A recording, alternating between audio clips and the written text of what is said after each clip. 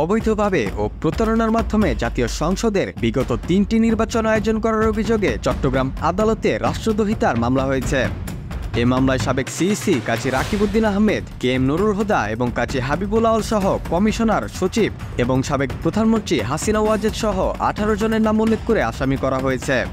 আজ বুধবার দুপুরে চট্টগ্রাম মেট্রোপলিটন ম্যাজিস্ট্রেট কাজী শরীফুল ইসলামের আদালতে এ মামলাটি করেন চট্টগ্রাম বিএনপির সাবেক সাধারণ সম্পাদক একরামুল করিম। মামলার প্রধান আসামি করা হয়েছে ২০১৪ সালে নির্বাচনের দায়িত্বে থাকা প্রধান নির্বাচন কমিশনার কাজী রাকিবউদ্দিন আহমেদকে।